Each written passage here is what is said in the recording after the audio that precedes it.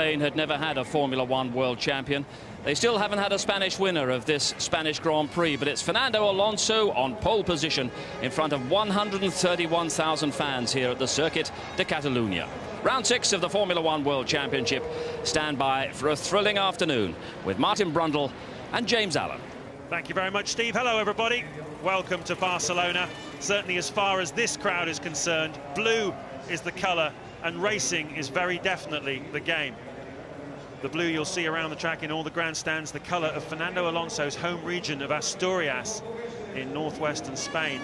And by a happy coincidence, it's also the corporate colours of Renault Formula One. And boy, have they sold some T-shirts and some hats this weekend. 130,000 sellout crowd and a wonderful, wonderful atmosphere. This is the story of how one man, a shy and modest 24-year-old, gave a nation a new sporting passion. We saw it a decade ago with Michael Schumacher in Germany, and now the Spanish have gone mad, literally, for Fernando Alonso.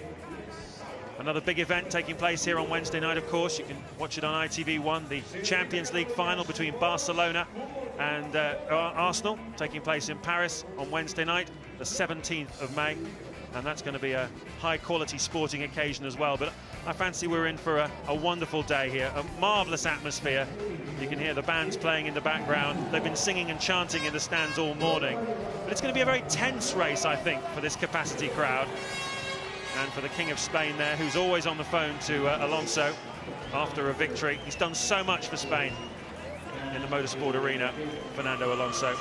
But he's chasing this one today a little bit as we look down on the grid. The two Ferraris behind him, they believe they've got 3 to 4 tenths of a second advantage in performance. And, well, Alonso's going to have to do something very clever to keep the Ferraris behind him for 66 racing laps. His biggest asset, you can see alongside him, is Giancarlo Fisichella, his teammate. Could be a little bit like China last year when Renault were trying to keep McLaren at bay. If you remember, Fisichella was the rear gunner there as Alonso scampered off into the distance. And they do need something like that today because Schumacher is going to pose a serious threat. Well, it's a very, very busy grid down there. You can see as we roll through. Just 2 minutes to go before the race starts. All the mechanics still on the track. Raikkonen, you see down there in 9th place. Jenson Button was in 8th. Webber and Montoya, the surprise, not included in the top 10. They missed out in the shootout yesterday. Rosberg, who seems to specialise in coming through strongly from towards the back of the grid, is in 13th place. David Coulthard, celebrating his 200th Grand Prix start, is in 21st place. He had a water pipe failure on his car on the early part of qualifying yesterday. Sprayed water all over the tyres and pitched him off the road. And Jacques Villeneuve, who's been driving brilliantly of late, he starts at the very back, having had to take an engine penalty. But I think we've all mentioned it, Martin. Fisichella absolutely critical. Difficult for him getting off the dirty side of the track, but he's got a serious job to do today, hasn't he? It's a long run down to the first corner too. But it doesn't matter who you talk to, whether it's Renault, whether it's McLaren. They're all talking about the Ferrari pace. Now, I thought I saw them with some graining in their front tyres, struggling with understeer.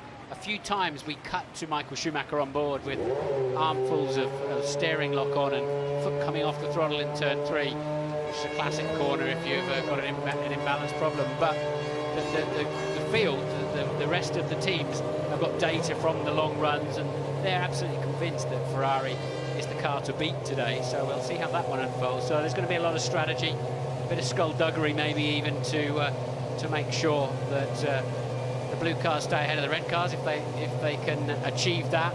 But I think we should see a classic four-way scrap at the front. But just behind them, Toyota and Honda too, I think will have a solid pace, and surely the McLarens, and there's a Ferrari with its tyres, Michael Schumacher's tyres coming off pretty late actually, but all the mechanics are away now. Within they've got to be gone 15 seconds before the light, about 18 now, 16 seconds. So all the mechanics have to be away from the cars, and they are. But critical, they have to press all sorts of buttons and systems. They have to make sure they don't do something silly. One or two, won't name the drivers, but 1 or 2 drivers have already made mistakes this year that create problems on the grid. Saw Alonso clipping his visor down then. He said earlier in the weekend, pressure. I don't feel pressure here. Pressure comes from when you don't do the maximum. You feel you've let yourself down. He said it doesn't really matter where you're racing.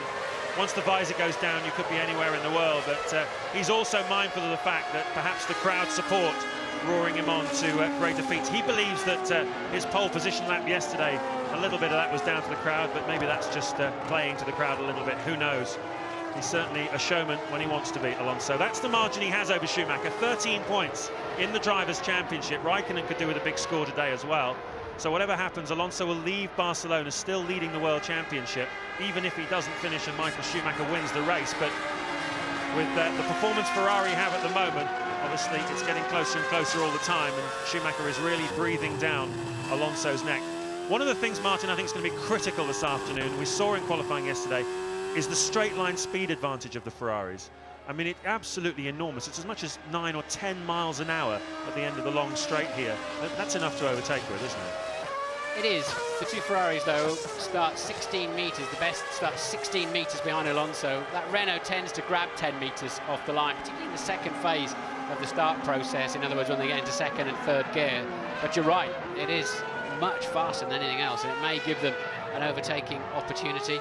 Ferrari say they've got a supremely efficient aerodynamic package. Some of the other teams are ready to give the media data to show that maybe there's some deflection going on in their wings, so we have to tell it both ways, really. That's the two stories we get out of the paddock. But Ferrari saying, hey, hang on a minute, we've got a better aero package than the rest. That's why our car is faster in the straight line. We've got the downforce, but we haven't got quite as much drag as the others. Well, one thing's for sure, both Fernando Alonso and Michael Schumacher have a colossal appetite for Formula One competition. Schumacher, despite having been around since 1991, the only Formula One driver to have been born in the 60s, he still has the same hunger today as he had when he first came into Formula One. And it's interesting, their careers are so similar at the same stage. Approaching 25, Alonso's won 10 races, so had Michael Schumacher at the same stage of his career. They both won one World Championship at that stage. So, just a little rear view freeze there from the local Spanish director. Got a wonderful camera in the complex towards the end of the lap. I'm sure they'll use it a lot in during the course of this race. It really gets you close to the cars. Alonso very aggressive, warming the tyres up, getting heat into the rear tyres to get more bite off the start line. Alonso back to pack up better today too. He got to the grid very early last weekend at the Nürburgring for his first pole position of the year, and then had to sit and wait while his engine was boiling and his tyres were cooling, as were his brakes. But still, the back end of the field, a long time forming up as they're busy sorting themselves out, trying not to run on the dirty side of the track too early, and still they're not in position. We used to get screamed at if we weren't in position in a certain amount of seconds, and I think they're going to have to reintroduce that. Well, by the time they've gone 140 metres, they'll be travelling at 100 miles an hour. That's the acceleration of a Formula One car. The Spanish Grand Prix is away. Great formation start by both Renaults. Absolutely perfect start by Fisichella, tucking in behind his team leader Alonso as they come down. Massa on the left in the Ferrari. On the right is Michael Schumacher, but Fisichella closes him out. Schumacher very cautious there. Massa just drops a little bit of space. You can see Raikkonen attacking as well. Looks like a big good start from Kimi Raikkonen. Yeah, Raikkonen a big winner there. So perfect formation start, as you say, James. Formation flying down into turn one, and they had it all choreographed as well when they got there, because it's so easy to go after you and then let somebody else through too. And Renault very much getting the job done down to that first corner.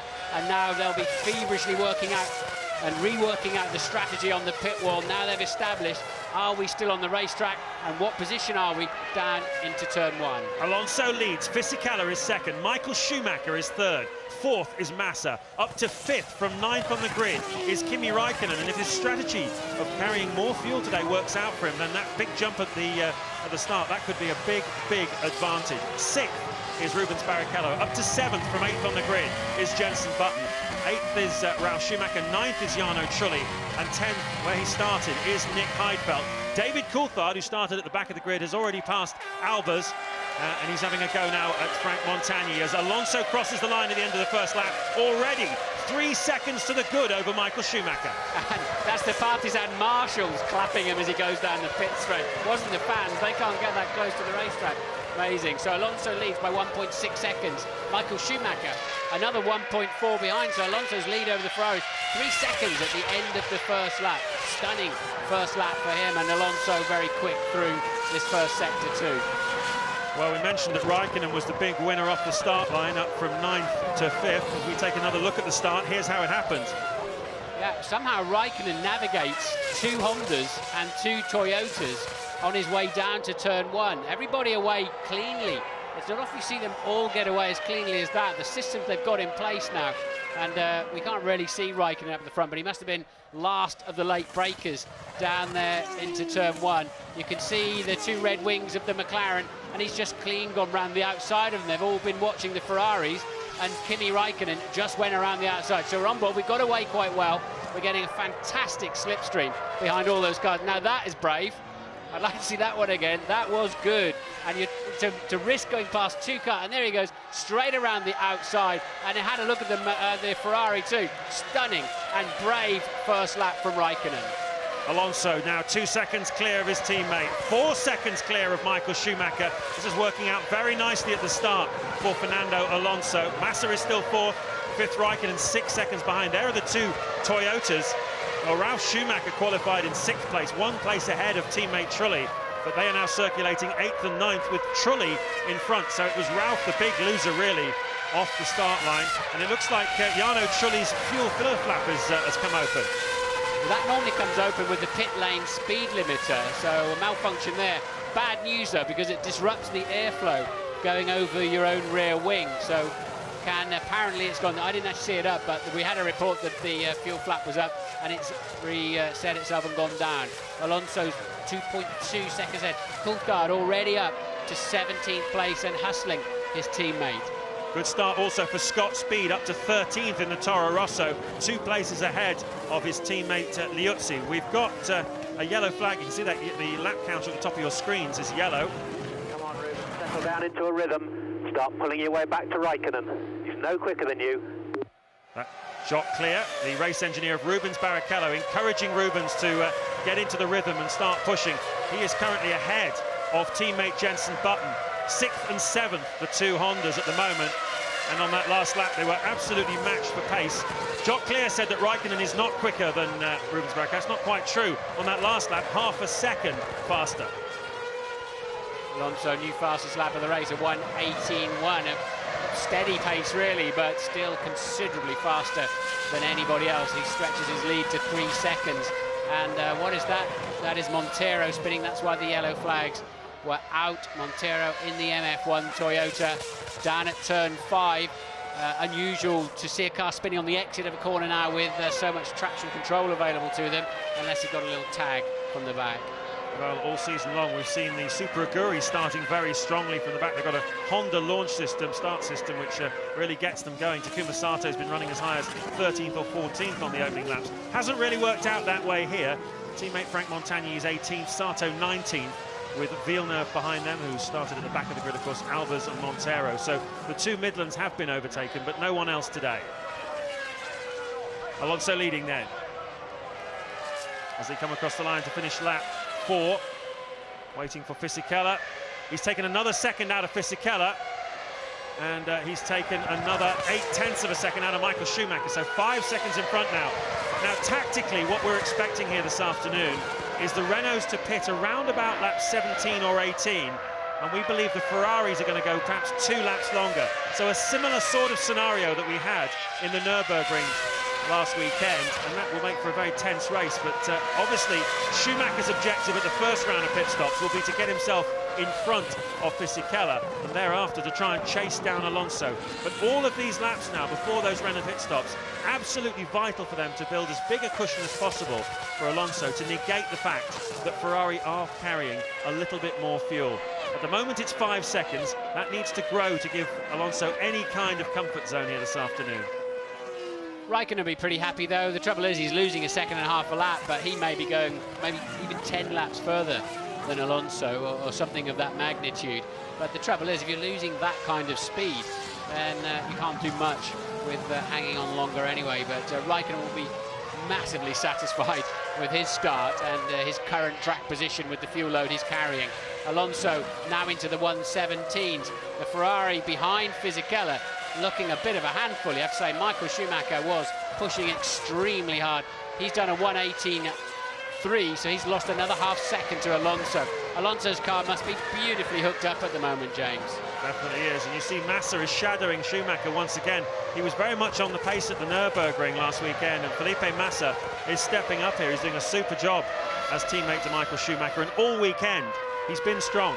His first flying lap on Friday, out at the same time as Michael Schumacher was doing his first flying lap of the weekend, was 0.6 faster than Schumacher's, albeit they were perhaps trying different tyre strategies, but nevertheless it shows that Massa is certainly on it this year, possibly his only year as a Ferrari driver, and we're riding on board with him now. Up the hill towards the right-hander at Kampsa, 145 miles an hour as they go up on the rumble strips, then down towards the braking zone, from 180 miles an hour down to 50 in just 2 seconds on the brakes. Huge pressure on the brake pedal, and then flicking through the complex, 80 miles an hour here. Look at the crowd in the grandstands. They've built an extra 10,000 seats here this year to accommodate the 130,000 who've packed in, and they're certainly enjoying what they've seen so far. This is lap 7, Alonso leading Fisichella by 5 seconds. Michael Schumacher drops another half a second to Alonso there. He's now 6.5 behind. Massa's 4th, Raikkonen is 5th, Barrichello 6th, and Jenson Button is in 7th.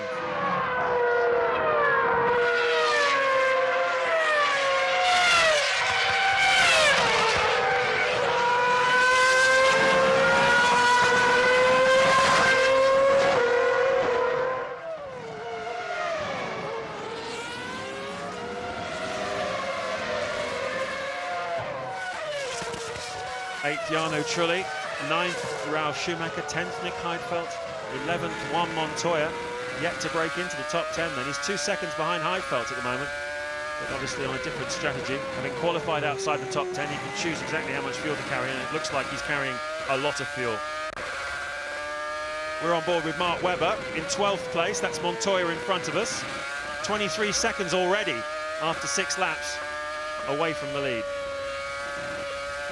Oh, that's very wide up at Kampsa corner, and the Williams not looking particularly good. Meanwhile, Alonso's in the low 17s now, and just easily stretching his lead, and Fisichella pulling away from the Ferraris too.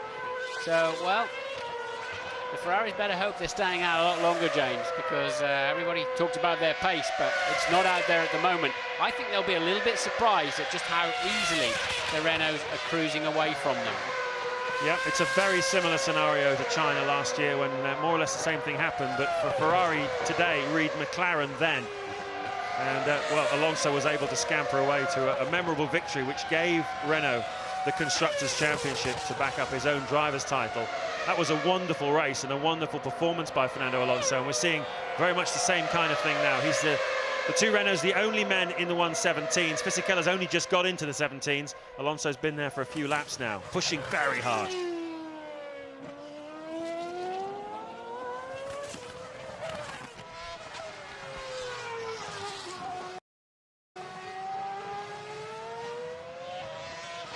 Nico Rosberg, haven't seen him yet in this Grand Prix particularly, but he has dropped a place. Scott Speed up to 13th, Rosberg 14th. We're riding on board with Christian Klien, and that's Antonio Liuzzi just in front. Antonio Liuzzi, of course, from the Toro Rosso team, which is effectively the B team of the Red Bull company, and Klien in the A team, so he'll want to get past Liuzzi as quickly as possible.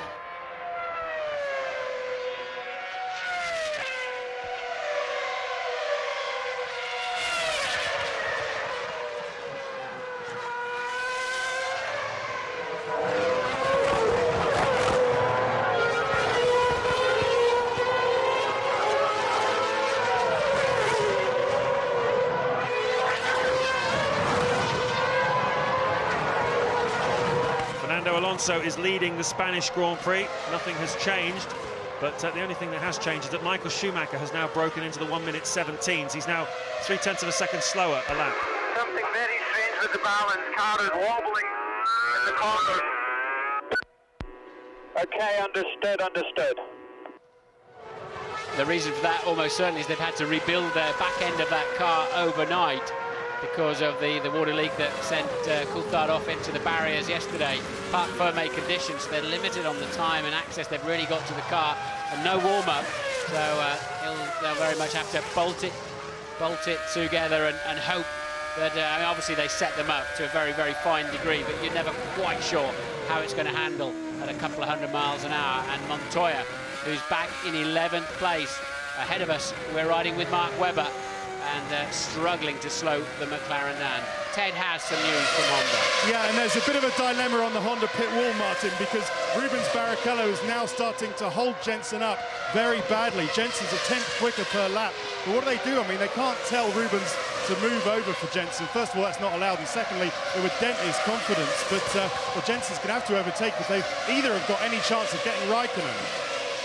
Yeah, I think the teams would be able to. I know, strictly speaking, under the rules, I think you're absolutely right, Ted, but I think if Honda said, OK, right, Rubens, let Jenson through if they're on different strategies or slightly different fuel loads, but I agree with you. I think Button would be faster than he is if he was able to clear Rubens at this time, and they're falling away quite dramatically from the back of Raikkonen, and they're 22 seconds behind the leaders. So Honda, as you say, with a dilemma, and they'll have a code or they'll have a system, but I'm sure Rubens won't quite see it that way, mind you.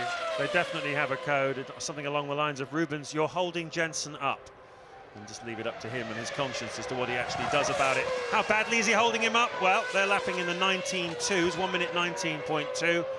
Whereas Raikkonen is scampering away in the 1 minute 18.6s, and all four cars in front, the two Renaults and the two Ferraris, are all solidly in the mid 1 minute 17 range. So they're 2 seconds a lap slower than the Renaults and the Ferraris are the Hondas, and that is why Jenson Button needs to get in front of Rubens Barrichello. It looks to me as though Jarno Trulli is possibly holding Ralf Schumacher up as well in an all-Toyota situation, and that's one of the Super Aguris getting a little bit out of shape. The back of the field, I think it's probably Sato, yeah, because he was behind Montagny on the track, and that's let the two Midlands go through. So they're having a good scrap at the back.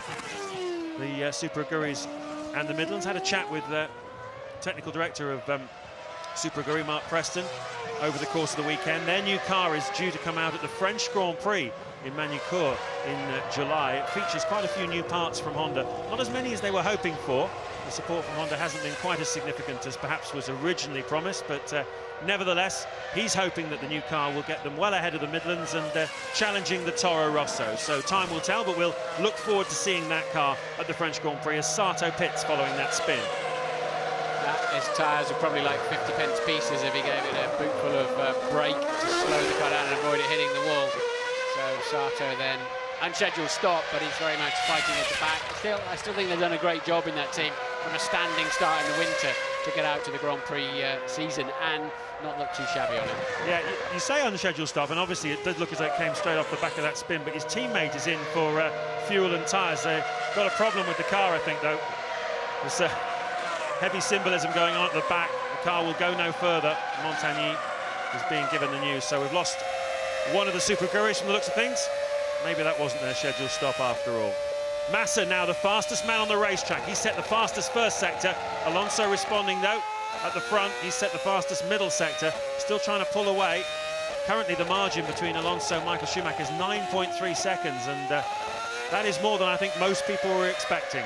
Clearly the Michelins are performing well at the moment with the track in the condition that it's in. There seemed to be very little to choose between them during the free practice sessions. Possibly a slight edge towards the Bridgestone, but you have to say, Martin, both tyre companies, Bridgestone and Michelin, have done an outstanding job this year, haven't they? The performance is absolutely staggering. They can go for 20 laps, hardly losing any tyre performance at all. It is incredible. I mean, it's such a challenge with the grooves in the tyres and the loads that are going through the cars.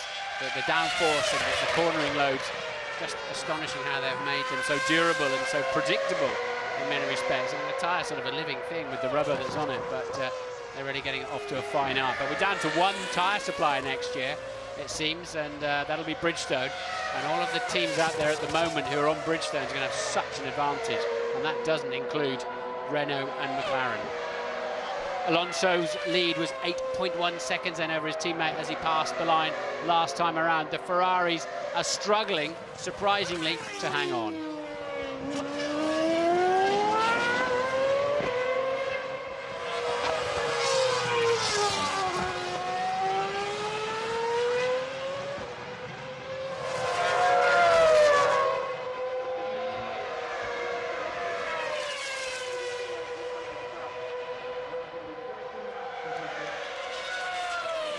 Certainly looking good at the moment for the local boy, Fernando Alonso.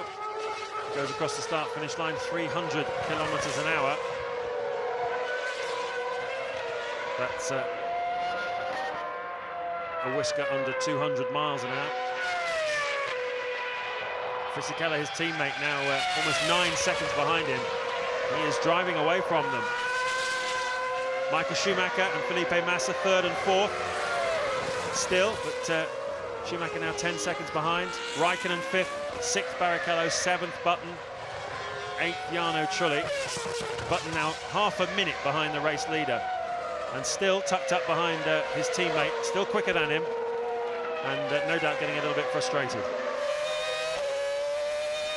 David Coulthard is up to 17th place behind teammate Christian Klien, who cannot get past Antonio Liuzzi in the Toro Rosso for 15th place.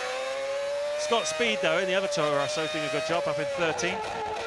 Keeping in touch with Mark Webber, only a couple of seconds behind him.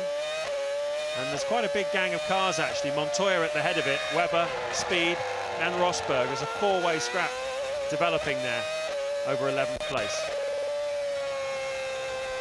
Another new fastest lap of the race then, a 1:17.0 there, just over a second shy of the outright lap record then. Yeah, about 1.4 actually shy of the outright lap record, so that's pretty astonishing, isn't it? Considering they've got 25% less power this year than last, but Alonso's lead now up to 9.4 seconds. Almost whatever the Ferraris have got in their tank at the moment. It's a little bit of traffic there for Alonso as he goes, as he's lapping the Midlands, and they get out of the way, the MF1, and well, navigated safely enough. Next car will be Villeneuve he encounters, 12 seconds up the road from Albers, so he's got a bit of clear traffic in front of him now, clear road.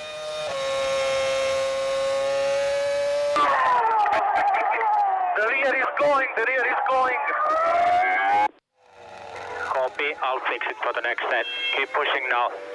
We are losing in the high-speed corners. We are losing in the high-speed corners, Ralph.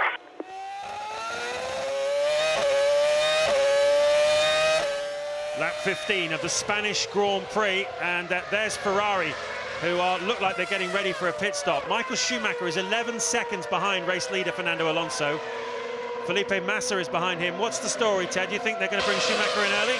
Yeah, well, it certainly looks like that, although we thought, I mean, all the paddock rumours said it was going to be 16, lap 16, 17, 18 like this, but, well, it all looked very planned from where I was. I tell you, Chris Dyer, Michael's engineer, oh, that's interesting. No, are they telling him to go back in? Yes, they are. A bit of mind games here from Ferrari. Jean Todt has just turned round and told the Ferrari guys to go back into the pits. Interesting. Well, maybe there was a possible problem. Maybe they were just on standby in case one of the drivers wanted to come in. One of the theories doing the rounds in the paddock was that if Schumacher were being held up by Fisichella, Ferrari might bring Schumacher in early, and the two Toyotas get very, very close to each other, and Ralf Schumacher goes off the road there. And look at his front wing. Yeah, it's he was broken. The two Toyotas were line astern down the pit straight, and obviously had a nibble on the way into the braking zone for turn one, and is connected with the back of his teammate. And well, that's the trouble. We've got a lot of cars out there, and teams rather, running line astern, as you tend to get here as the sort of Noah's Ark of car performance. They tend to go 2 by 2. Alonso's just popped it into the 16s as we watch Ralf Schumacher was desperately trying to get out of it. He's committed himself to the overtake. It wasn't really even an overtake, Ralph. It was from a long way back. It wasn't a genuine opportunity, and I don't think the team will be too impressed with that. So you lay that one squarely at Ralph's door. Yep. Well, we heard a radio message to Jarno Trulli. He was saying that the back of his car is feeling a little bit light. and the team was saying, well, not to worry, we'll fix it at the first pit stop. So watch out for adjustments to Trulli's car. Hopefully it's not too much lighter at the back with bits missing from it, but it didn't see too much damage to Trulli's car. Plenty to Ralf Schumacher's though, and there is no greater sin in Formula One than colliding with your teammate and damaging each other's race. Well, we haven't seen the Ferrari pace yet. They need to be going a lot further than Renault, and Renault are getting ready to come in. So no Ferrari mechanics down there. Toyota mechanics out, obviously waiting for Ralf Schumacher to make his way around. Who's going to pit first? It's a Fernando Alonso from the lead. Now, how far can Ferrari go, and how fast can they be in this crucial period? So he had established a 12.8 second lead over Michael Schumacher in his opening stint of this Grand Prix, and he had 10 seconds margin over Fisichella, who goes through now to take the lead of this Grand Prix. It's a reasonable stop by Renault, not particularly quick, 8.5 seconds stationary time. I expect that he's probably taken on fuel to get himself to around about lap 42 or 43. Those graphics tend to not work based on nozzle time, they work based on stationary time, but I think he's going about 42 or 43. Slight delay then, obviously somewhere in the pit stop, but he's back out on track, and remember that, Michael Schumacher had that 12-second margin behind him, and that's going to be very, very important later on in the Grand Prix. Yeah, and what's important now, we'll watch his outlap and his overall pace, see if Michael can do anything about that gap, but the right front looked a little bit sticky coming off, didn't it? I think that's why the pit stop was longer than they ideally would have wanted, so it wasn't perfect. Alonso first to blink then, and now we're going to find out what the true pace of the Ferrari is, as Massa is just about getting run into by the MF1, and Fisichella then obviously in soon too. So they had virtually the same fuel load yesterday in qualifying when they did those times. Fisichella just a fraction slower than his teammate, just 6/100ths of a second slower. So a better lap then by Fisichella effectively than Alonso, because you need 3 kilos of fuel to do a lap. So that was a decent lap by Fisichella when you consider it. And now the Ferraris are running in clear air. Michael Schumacher is leading this race. Felipe Massa is second. And Ross Brawn, the chief strategist for Ferrari, as we look at one of the McLarens, getting very leery indeed. That's Juan Pablo Montoya, and Mark Webber nips past him. So Webber nicks 10th place from Montoya, and he's beached. I've been beached up on that curve back in '92. You're rocking on the curve. He's out of the car, and I tell you what, that's a difficult position to recover a car from. I wondered if they'll bring the safety car out for that, because that's a very crucial position, and they'll not be sending marshals into that anytime soon. They can cover it under waved yellow flags, but well, Montoya having a mare of a season, isn't he? And that car's been trying to get away from him all day, basically, hasn't it? Every time we've seen him, it looks like he's been having a problem keeping it on the road. No signs of any safety car on standby at the moment, but Montoya then, he was in P12, he's out of the Grand Prix, and Ferrari then coming in very soon after Michael's gone past, so it must be Massa. So what's going on here is that Ross Brawn, the Ferrari chief strategist, has seen how much fuel went into Alonso's car. He will make a calculation based on what he thinks Schumacher needs to do later in the race to give him more fuel, perhaps 3, 4, 5 laps more, and that may make the difference a bit later on. What he's waiting for now, he's bringing Massa in first. What he's waiting for now probably is to see if they get a safety car, because a pit stop under a safety car would really help Michael Schumacher, because obviously all the other cars are travelling much slower at the time when he takes time out effectively to go into the pits. So if we get a safety car, that's Christmas, Easter and birthday all rolled into one for Michael Schumacher. Massa's stop was good, more efficient than Renault's, 2.5 quicker. He's back out on track. Yeah, the problem for Massa is, though, between him and Fisichella are a couple of Toyotas, or a couple of Hondas actually, I think they were, steaming down into turn 1. Michael Schumacher did a 1:17.3 on that lap, which doesn't match the 16s that Alonso was doing. Alonso's done a 1:18.2 with his fuel load, so Michael's pulling about a second a lap out of him at the moment. He needs to go 8 laps further if he's going to gain track position, gain the lead. And well, that's a lot to ask. I don't think Michael's quite got that speed. Not for the first round of pit stops. We've now got marshals in that very, very dangerous place then down at turn 2, and it looks like they're going to get away with this without a safety car. It's a tight call, isn't it? Some Some race directors might have thrown a safety car there, others might not. A safety car would have given a very, very big helping hand to Schumacher, but not today from the looks of things.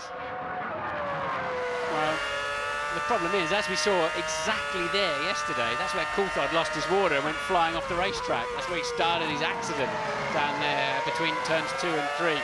So, you know, you've got, yes, the drivers have to obey the flags. They're all a little bit naughty. They just lift momentarily in the zone and floor it everywhere else. But you don't know what else can go wrong. Let's enjoy this with Michael then.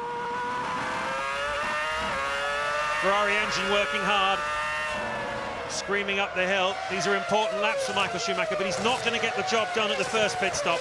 It's the second pit stop, around the early, lap 42, 43, that kind of time, when Alonso's likely to come in. Schumacher likely to come in a bit later, although we haven't yet seen how much fuel Ross Brawn has in mind for him for the middle stint, but that's where the race is going to turn for sure. Alonso navigating the back markers too, which has cost him a little bit of time, but it was a 1 minute 17.8 for Michael and a 1 minute 18.1 for the freshly fueled Alonso.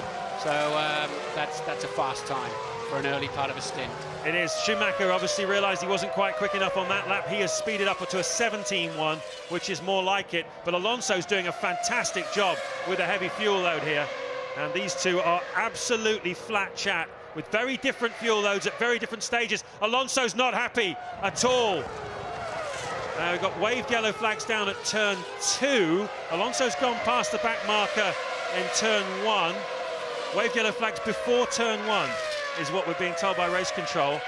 Yeah, but the other car lifted. I think it'd be unfair to penalise him there, because the other car had been blue flagged and had to lift, had to yield to the leader. So you got two clashing directives really there, and well, touch marginal though. Touch marginal, but definitely under consideration, I would think, by Tony Scott Andrews, the new chief steward who travels to every Grand Prix. The idea being to try and provide consistency in the decisions. It's like football. The refereeing decisions can count for an awful lot. Same in Formula One, and we've seen World Championships decided on it in the past. If you pass a car under waved yellow flags, then you get a drive-through penalty. That's those are the rules in Formula One. Back markers, backing off down the straight when you're the leader. Different story. Michael made a bit of a mistake in the middle part of the lap he's just finished, otherwise it would have been extremely fast. And McLaren getting ready then to bring in Raikkonen. Montoya's already out of the Grand Prix, spun and beached in turn 3. And somehow or other, through that traffic, Alonso, with damage limitation, kept the deficit just to 0.4 of a second. He's doing okay at the moment. I don't think Michael's quite fast enough to get the lead. That's at this stop. There's another one to come yet.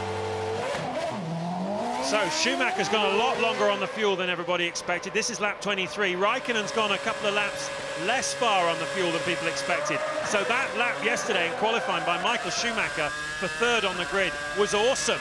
If you consider that he's still out on track now, a full 5 laps later than Alonso, and the difference in their qualifying times was just 2.5 of a second. So that was a really fabulous qualifying performance by Michael Schumacher. We've already seen Massa pitting. This must be for Michael Schumacher. This is lap 23. So Michael 22 seconds ahead of Fisichella, but only 13 ahead of Alonso. He might, just might, get out in front of Fisichella. I don't think so though, but it depends just how long they stop him. I don't think he'll quite make it out in front of Fizzy. Well, we can see Fizzy out of our window up in the complex. Coming down now towards the start-finish line. Schumacher going down with speed reduced down the pit lane. It's going to be touch and go, isn't it? It certainly is. There's Schumacher on the left, there's Fisichella on the right. He's got him. That's crucial, absolutely crucial to his race. Fisichella has to attack him. Schumacher's just come straight out of the pits with heavy fuel load, new tyres. Fisichella isn't going to be able to do anything about him. So, advantage Ferrari in that one. Now what can they do? Can they get after Alonso? So why has Fisichella allowed that to happen? The thing is, from when the lights go out to when the flag drops, it's the race, of course. And every single second counts. And the in-lap, the time you're in the pits, the out-lap, of course, it's just the same as a hot lap. And somehow or other, Fisichella has not been very fast through those crucial phases, and it's released Michael Schumacher. That crucial lap, the end of which you saw Schumacher come out of the pits in front of Fisichella. Fisichella was 0.4 of a second slower than teammate Alonso, and consider that they pitted just a lap apart. They're carrying the same fuel load, they're both on the same tyre, but those critical tenths of a second are what's handed second place and the advantage to Michael Schumacher. And that is not at all the news that Alonso will want to hear on his radio. Well, we saw Juan Pablo Montoya spinning a few minutes ago. He's now with Louise Goodman. Juan Pablo, he's just actually started doing another interview, but I'll shove my microphone in and see what we can get from him. With traction control, and when I, went to shift, the car just went. I don't know, normally through there, you're in traction control and you lean on the traction control, and for some reason it just went. And then the engine just stopped as well. That is kind of weird, but I don't know what happened. I guess it started already in qualifying. What's going on with the team at the moment? It's going more backwards than forwards. Yeah, I don't know. It's hard to understand what's going on. My start was dreadful again. When it was really slow. Just off the line, I lost 3-4 places, and I made a couple of places through turn one, but it just makes your life even harder. It's one week you get a good start, the next week you get a bad start, but we're just trying to understand what's going on and try to improve the car. We run some fuel here that we never ran here before. The car was very heavy, and I think the way it was looking, we were going to score some good points today, but it's a bit of a shame. Juan Pablo very much laying the blame in the door of the car, the electronics on the car there. Ron Dennis said just a couple of hours ago that he's making his driver strategy and his strategy's in place. He's making his decisions in the next 3 or 4 weeks as to how they're going to go forward. So Montoya very much under pressure there at McLaren, and we're all convinced that Raikkonen is going and has already committed to go to Ferrari next year. Well, it's very interesting, isn't it? Because the president of Renault Sport, Alain Dassas, is here, and I had a little chat with him a couple of hours before this race. And he told me that they were going to chase a big name driver. I'll tell you a bit more about that in a minute. Jenson Button's pitting, and Ted Kravitz is down there. And that's a very good stop, and he's got a great chance of overtaking Rubens Barrichello now, because he managed to do, as we see Fisichella go wide, a fantastically quick lap, a 1:17 Jenson. So has he passed Barrichello? Well, that's the big question. Fisichella off the road then. Let's have a look if we can see what happened up at the Campsa corner, Martin. What on earth's going on with Fisichella? Has he got a problem in the car? Because the thing looks glued to the racetrack, and somehow he's made an error at, is that Campsa? No, it's turn 3, actually. Yeah, I was going to say, that's a bit earlier on in the lap. So Fisichella, the side pods will be full of gravel. The first time you hit the brakes, the gravel shoots out all over your track, all over where you need to slow the car down, so you have to be very careful when you've scampered through the gravel trap as far as he just has. But now then, Alonso is by himself out front. Surely Fisichella's error allowed Massa to get through. We'll have to find out in a moment. Maybe Massa didn't quite make it through, actually. Yeah, they were 4 seconds apart. Schumacher going past his brother Ralph, who's obviously come in to replace that damaged nose cone. Big question was, did Jenson Button leapfrog Rubens Barrichello? Remember, in the opening stint, Barrichello was holding his teammate up. Clearly the Honda team didn't tell Barrichello to do anything about it. Barrichello, has he been jumped? Raikkonen goes through in 5th place. Trulli's 6th. Heidfeld is 7th, and neither Trulli nor Heidfeld have pitted yet. Button is 8th, Webber is 9th, and Barrichello is 10th. So Jenson Button is 3.5 seconds in front of his teammate, and that shows you how much quicker he potentially was in the opening stint. So Jenson's free of Rubens. Into the pits comes Scott Speed. He was running a very solid 13th place, well ahead of teammate Liuzzi and ahead of both of the Red Bull cars. So a terrific opening to the Grand Prix for Speed. Only American in Formula One. He'll be looking forward to Indianapolis in July, won't he? And so I'm sure will they be looking forward to seeing him racing. This is a good outing here for Speed. Yeah, he's been driving very well. They're consistently fast, the fastest of the 4. Red Bull, Toro Rosso, they effectively operate as one team. And he is back out onto the racetrack. So can Button now do something about his afternoon? Now he's been really... The team, of course, can always just put a bit of extra fuel in one team car than the other if they wanted to deliberately, I'm not saying they did, but deliberately get Button in front of Barrichello, and they can control that in the pit stops too. Jenson Button is racing really well. He's going to be in front of Trulli and Heidfeld when they make their pit stops. He's not quite fast enough to get onto the tails of Kimi Raikkonen, who's 5th. So Button's racing for 6th place here really this afternoon, unless any of the front runners have any problems or setbacks. There's no one really around. Raikkonen's a bit quicker, he's on his own, not as fast as the Ferraris or the Renaults. Jarno Trulli pits then from 8th place, and Jensen's kind of floating around in a sort of no man's land, ahead of the Toyotas, behind the McLarens. Yeah, 40 seconds off the lead. The lead is now 10 seconds, Alonso over Michael Schumacher. And last time around, they were identical times in the low 1:17s. And they're pretty nip and tuck in the first sector. Michael's a 10th quicker, second sector a 10th slower. Alonso goes through in a 1:17.7. The Ferrari will pop up over the top of the hill there in the background. And he's done a 1:17.7 too. So nothing between them at the moment, except Alonso has eked out a 10-second advantage. And quite clearly, they're on the same strategy, albeit the Ferrari going a bit further each time. Yeah, definitely. Michael Schumacher went 6 laps further in the first stint. He was stationary for 7.7 seconds. The Renault was stationary for 8.5, but we saw a little delay on the front wheel. So in terms of the amount of fuel that went into those two cars, it's probably pretty similar. The difference is that, as Martin said, one car, the Ferrari, is going 6 laps further. So the game now for Schumacher then, in the next 10 or 15 laps, is to get as close as he can onto the back of Alonso, and then in those 6 laps to use whatever speed he has to try and leapfrog him at the time of his own second stop. It's a tricky place to overtake here, as Ralf Schumacher just found out a moment ago with Jarno Trulli. In the GP2 race this morning, there was a lot of cars very close together, and they simply couldn't overtake each other, and that's GP2. Why is it so hard to overtake around this track? Because you've got such fast corners leading onto the straight, so you're in the turbulent. You're guaranteed to be 6/10, 7/10 down before you ever get up and running on the straight, unfortunately.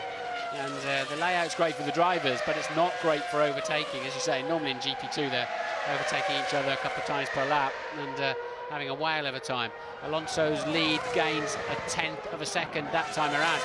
Renault will be disappointed because they need Fisichella today to be taking points off Michael Schumacher. It does seem they've got the upper hand, and this fearsome pace of Ferrari that we heard about in the paddock.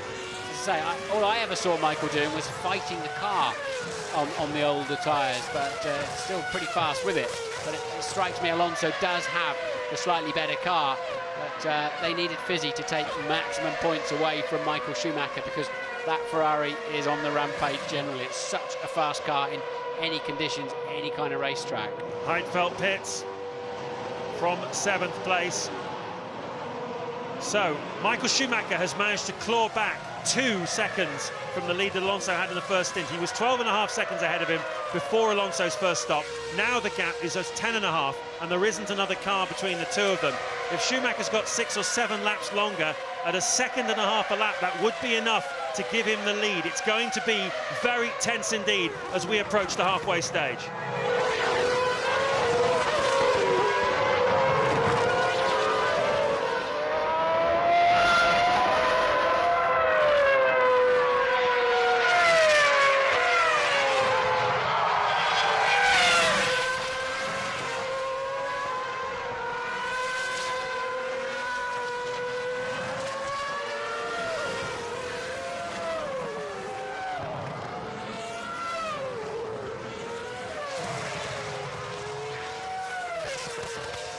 So Alonso losing a little time on that lap, tucked up behind Christian Klien, and that's cost him almost a second there. So Schumacher now has got the gap down into single figures. Of course, Schumacher himself has got to get past Klien as well.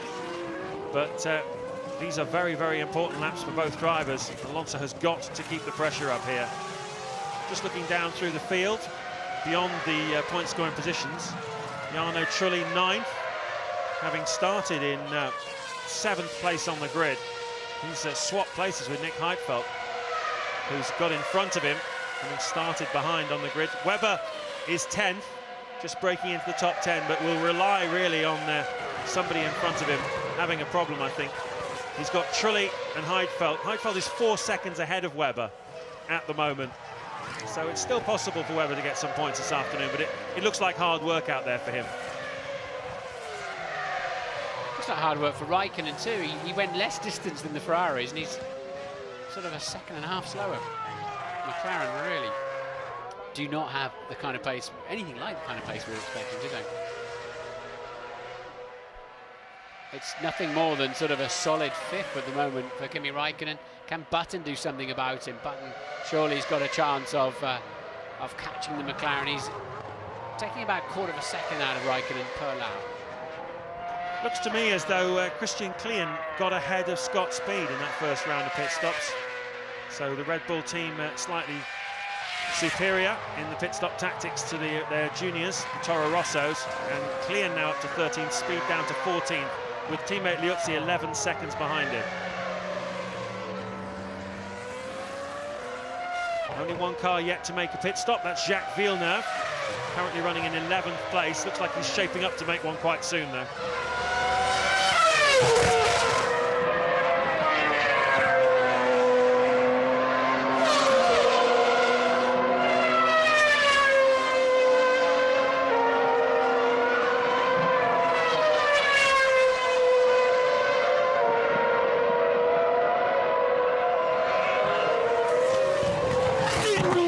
Lap 33 of the 66th lap Spanish Grand Prix from Barcelona. We're about 25 minutes drive to the northeast of the wonderful city of Barcelona, which has really been basking in a festival of motorsport this weekend. Fernando Alonso, the local hero, is leading this Grand Prix, but Michael Schumacher, the crowd's arch enemy, is just 10 seconds behind him, and it's going to be a very tense tactical battle between the strategists and a very tense driving battle between two men at the very top of their game, Alonso and Michael Schumacher, as to who comes out on top here. We saw Ralf Schumacher coasting in, Martin. Looks like he tangled earlier on with teammate Trulli, had to take a new nose cone. He's now taken to the pits. That car doesn't look terribly well. No, a little bit of debris on the track, something flicking either from underneath the McLaren or off the McLaren. Bit of a reverse up there, and don't know what that was, a bit of mirror or something like that. But yes, it looks like Ralf Schumacher could well be our third retirement. Montoya spun out, electrical problems, he said, with traction control disappearing on him right there where Alonso is. And Montagny also out, and it seems as if Ralf Schumacher could be coasting into retirement. There he is, has gone straight into the garage. So Alonso leading this race by 10.5 seconds from Michael Schumacher. He lost a little ground with some traffic, but it seems that Michael Schumacher has now encountered the same traffic. It's Christian Klien in the Red Bull Racing who jumped Scott Speed at the first round of pit stops. He took 13th place off Speed, who's down now to 14th, with teammate Liuzzi 10.5 seconds behind him in 15th. Then David Coulthard, on his 200th Grand Prix start, is behind them as well in 16th place. So a bit of a weekend to forget, unfortunately, for David, who had a problem yesterday in qualifying, where a water pipe burst, spilling water on his rear tyres on his qualifying lap and putting him into the gravel trap. So he had to start from the back of the grid, which is a great shame for him. Still then, only 1 point scoring finish in 2006 for David Coulthard. Up towards the front, though, it's two Renaults.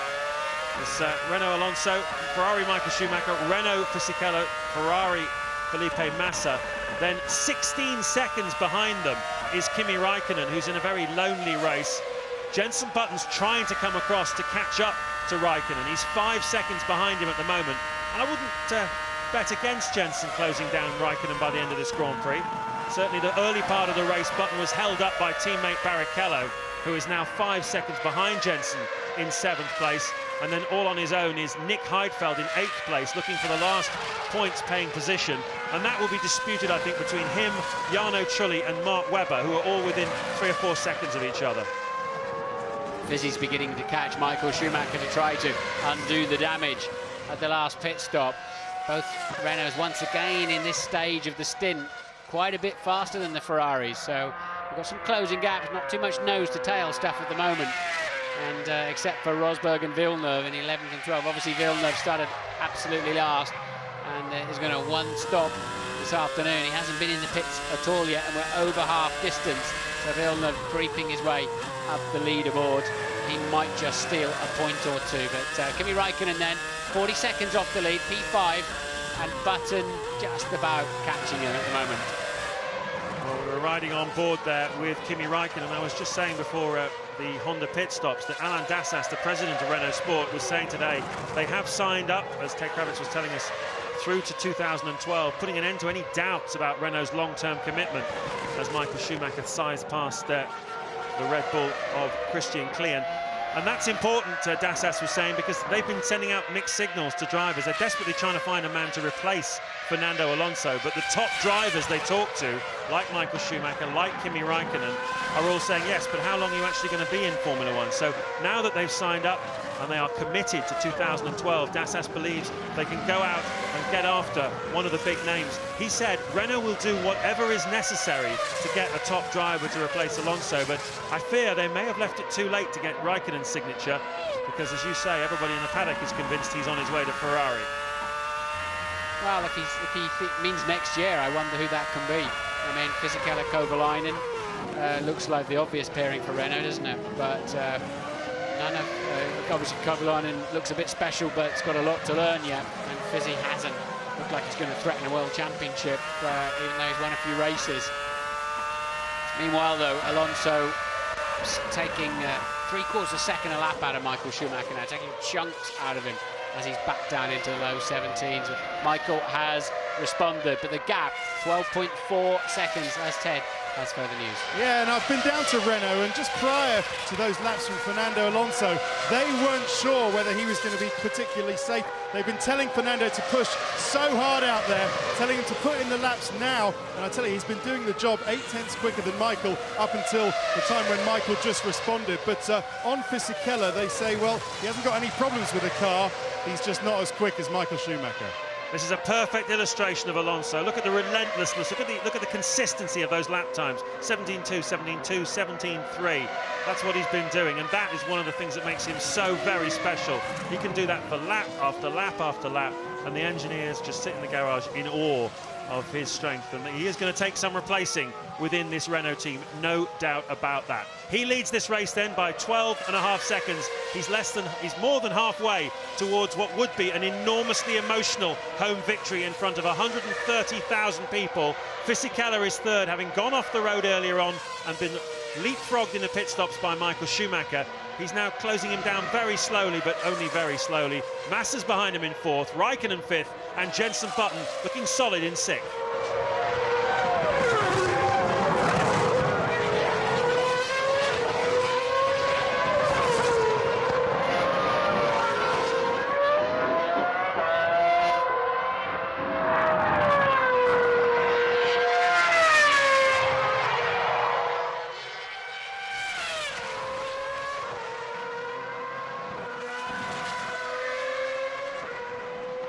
Alonso doing his fastest first sector of the Grand Prix, so I was a bit surprised actually that they made a slight front wing change at the first stop, because his car looked as good as you're going to get and as close to perfect as a Formula One car can look in race conditions, but they still chose to give it a twist to front wing to change the aerodynamic balance of the car.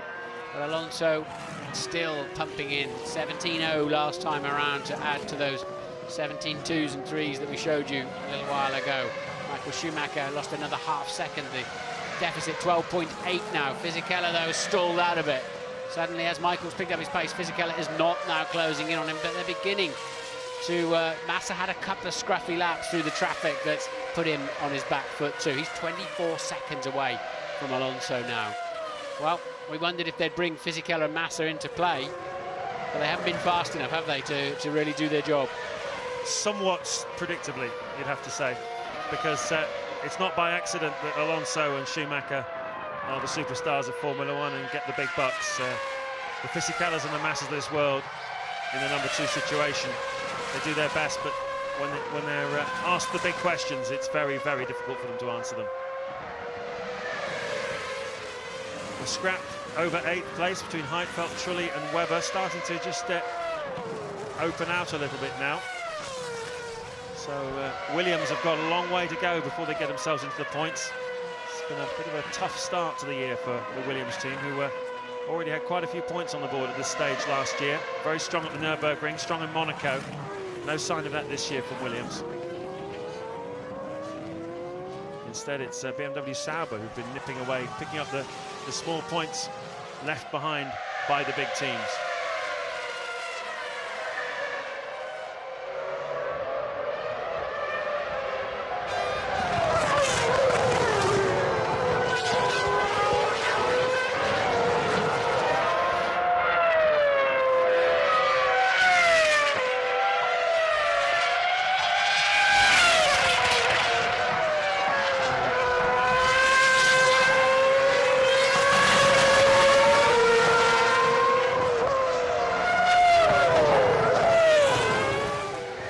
27 laps to go in the Spanish Grand Prix in Barcelona. And how much would a home victory mean to Fernando Alonso? I'll tell you how much. He's just done a 1 minute 16.7, the fastest lap by anybody so far this during this Grand Prix. He's opened up the gap to Michael Schumacher to 13.5 seconds, and he encountered traffic, 2 cars on that lap en route to setting that time.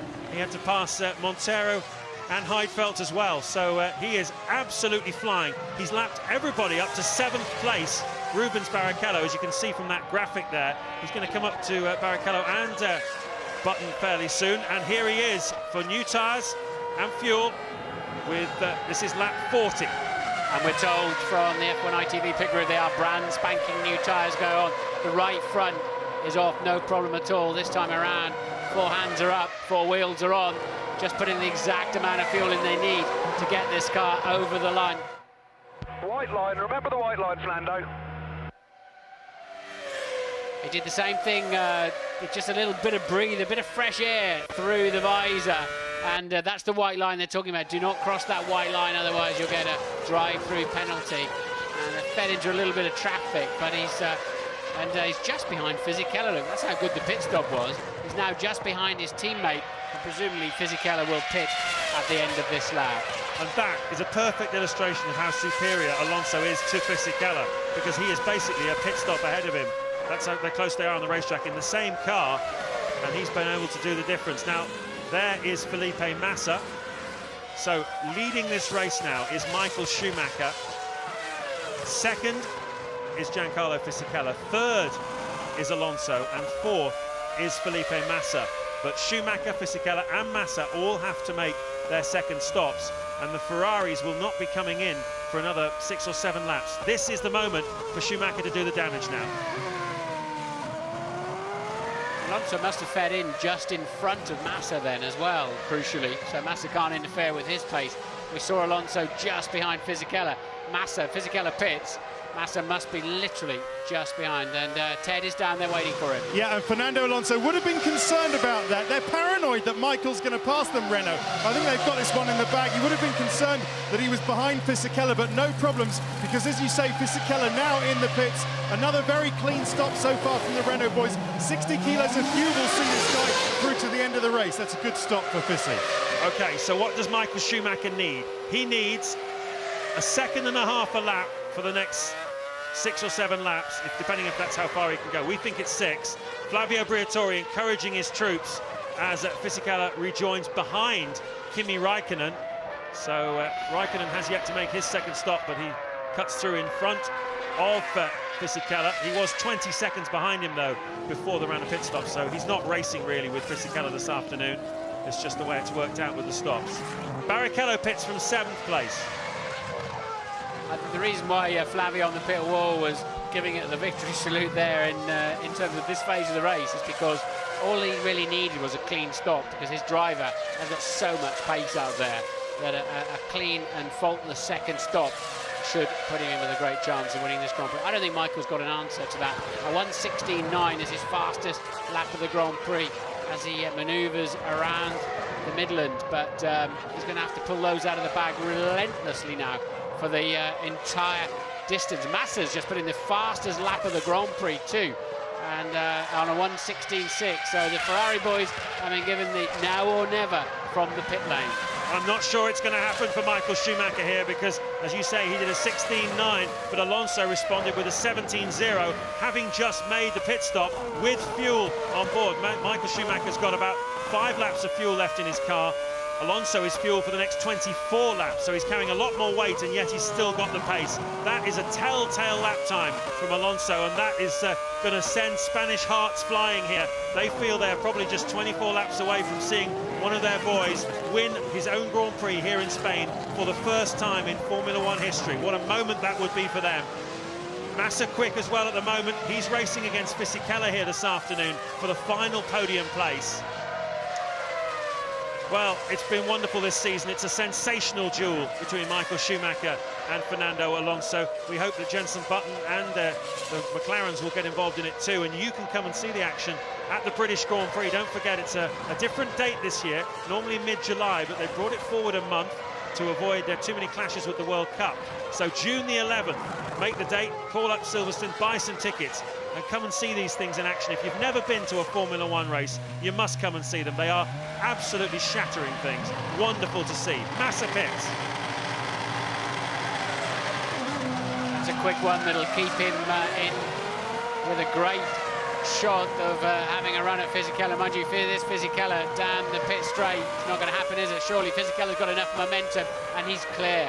No problem then. Fisichella's busy chasing after Raikkonen, who is on a different strategy and yet to stop for the second time. Raikkonen currently fourth. Fisichella, well, as Massa's pitted, it'll be third actually. Third place Raikkonen, fourth for Fisichella, then Massa comes out of the pits just behind the Renault. So it's Renault net, Renault Ferrari, Renault Ferrari. And what of Jenson Button? You see there on the graphic, he is in 6th place at the moment. He's half a minute behind race leader Michael Schumacher, and they both have to make another stop. So it's quite a lot that has been given away. We'll be very interested to see what Jenson says after the race, how much time he feels he lost tucked up behind Rubens Barrichello, his teammate. But certainly in the early part of the Grand Prix, arguably it might cost him a bit of time. But the best he might have been able to do would be to challenge Kimi Raikkonen for 5th place here this afternoon. So Honda, we sat down yesterday afternoon with Jeff Willis, the technical director of Honda, and had a chat with him about where they go from here. They're doing some work, some testing, trying to improve their race pace. Do you see a breakthrough coming for Honda in the near future? No, not of the magnitude that they need to be challenging for race wins. I mean, Button 36 seconds off the lead at the moment, having stopped once, as has Michael Schumacher. Button pits as we speak. And, you know, that's a huge amount of time to find in the 44 laps that they've done so far.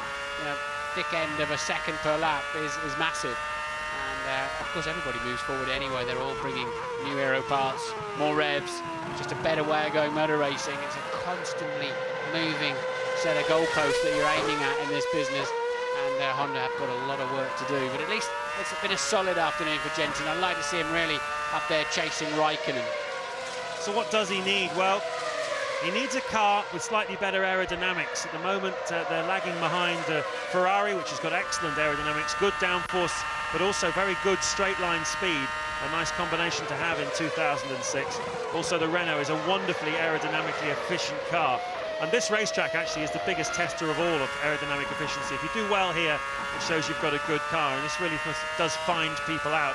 It's amazing how little details. You see these little flaps on the front wings and the little flip-ups and the little barge boards. All these little details that get brought on the car race after race, new things.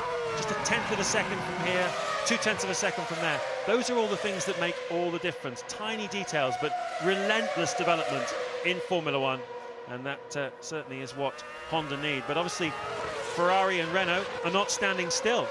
So while they're trying to find a little bit more speed, so are Renault and Ferrari, continually moving the target further away from Honda. So they need a big jump to get Jenson into the battle. Certainly nothing wrong as far as I'm concerned. I'm sure you're the same in the way Jenson's driving this year. His driving's as good as ever, isn't it? Seems to be. He's very smooth, textbook driving style really for Jenson Button.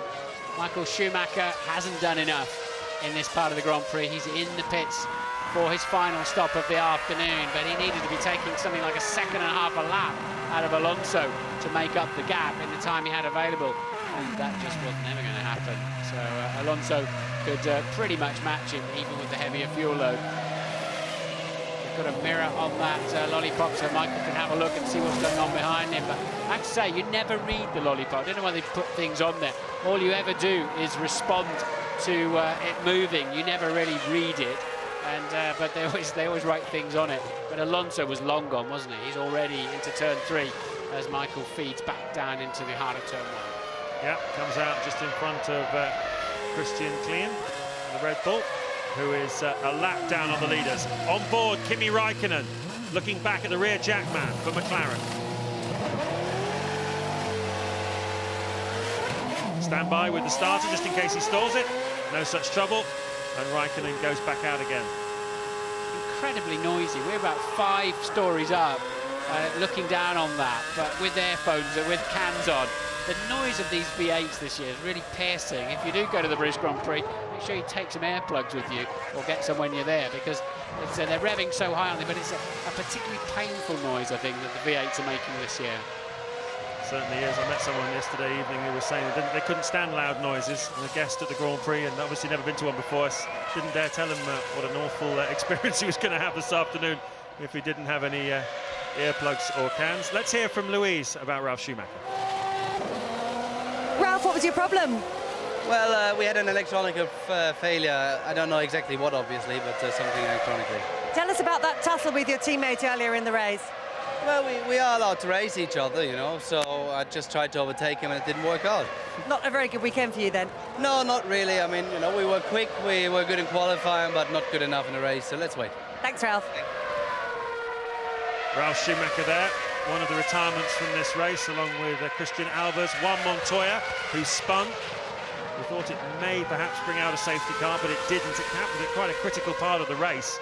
Alonso had just made his first stop. Michael Schumacher was yet to make his first stop. And possibly in other circumstances, other days, that might have brought out a safety car. But in fact, the marshals were able to get it out of the way very effectively. And so it didn't happen that way around. And also Montagny, who we saw going out of the Grand Prix early, retired in the pits with a drive shaft failure. This is lap 48 then. Alonso 12 seconds ahead of Michael Schumacher, who's just made his second and final stop of the afternoon. Fisichella is 14 seconds behind Michael Schumacher now. So really, we talked about the number 2 drivers, as Mark Webber for Williams pits from 9th place, but they've fallen well short of their team leaders. Fisichella and Massa here today on pace. Felipe Massa 17 seconds behind his team leader. I think something happened to the engine. It doesn't feel so good anymore. I don't know if the team could hear that better than I could. Was he complaining something about the engine, some kind of problem? So it looks like an unscheduled stop for Speed then, who'd fallen behind teammate Liuzzi and the Red Bull of Klein. So Speed into some difficulty, possibly. But, yeah, they're pushing him out of the Grand Prix. Shame for him. Yeah, certainly a shame for him. Scott Speed, his best result in Formula 1 so far, 11th place in Australia and also at the Nürburgring, yet to get himself into the points. In fact, Toro Rosso yet to get off the mark. It's been amazing this year how the top teams have just hogged all the points, particularly Renault and Ferrari. And everybody else has been left scrambling around for scraps.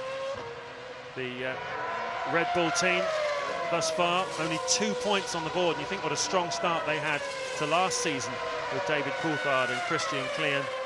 Toyota, they've only got 7 points on the board. And last year, if you remember, Jarno Trulli was running second in the World Championship and looking very good indeed. So things have definitely changed this year, and very much to Renault and Ferrari's advantage. Alonso's got the whole pit straight advantage over Michael Schumacher. It's 13.5 seconds, and he's pulling away half a second a lap. So I think Michael's recognised today is not his day. Can Massa catch Fisichella? Just 3.8 seconds behind him, and lapping faster.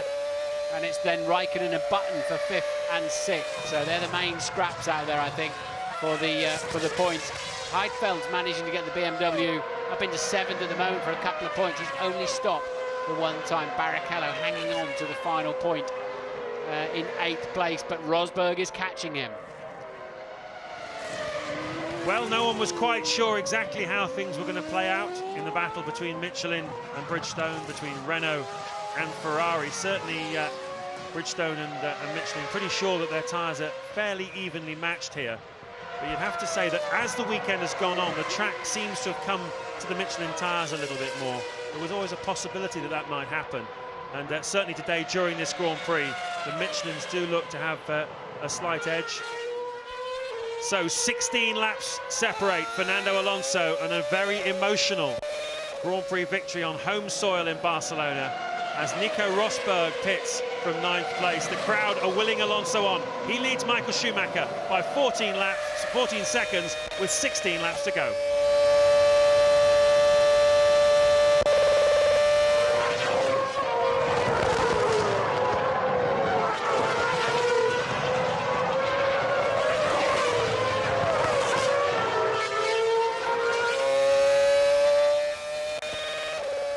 They're riding on board with Jarno Trulli in 11th place, Christian Klein 12th behind us, up ahead of Liuzzi by 5 seconds. You can't quite see Liuzzi on the track, but That is what 0.3 of a second looks like on a racetrack. Yeah, I think truly struggling. That fuel flap is up again, disturbing the air going over the rear wing. So Jarno Trulli will have a bit of a handful. He won't know why, unless he happens to catch that in his mirror. He'll just feel the tyres going off or something like that. He'll be very surprised when he finds out what that was all about. Heidfeld does pit then, so he'll fall away from the points. But Webber, I think, back into the final point playing position in the Williams. There's Jean Todt. I think today they're having to accept that they are second best Ferrari after 2 races, Imola and Nürburgring, where they had the upper hand. 2 wins there for Schumacher. This is restoring the natural balance as Renault see it.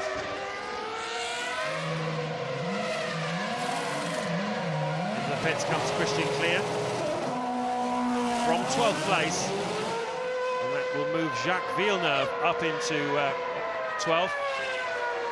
But I don't think Villeneuve's going to get any points today, because all the cars in front of him, Webber, Trulli and Rosberg, have all made their second stop. So points very, very hard to come by here.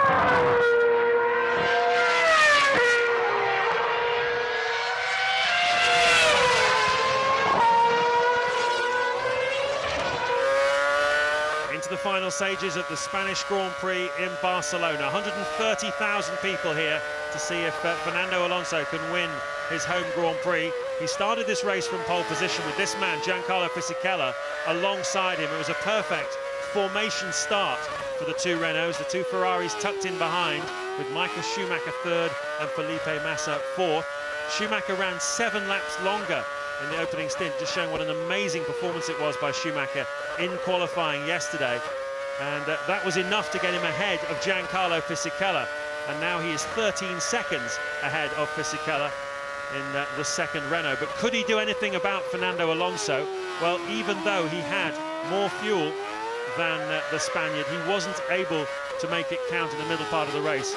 Alonso's pace has been absolutely sensational here this afternoon, and although they're lapping now at roughly the same speed, Alonso was always able to keep Schumacher at arm's length, always around 10 or 11 seconds the margin. Schumacher briefly got it down under 10 seconds, but Alonso responded, and now I think Schumacher has settled for second best.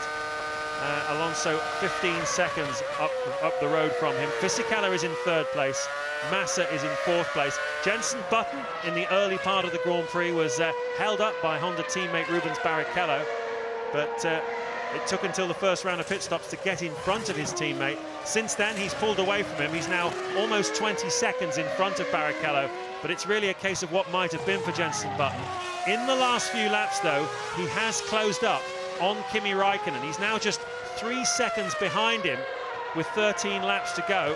It's a notoriously difficult place to overtake Barcelona, and it is only for 5th place, but Jenson does have something to aim for here.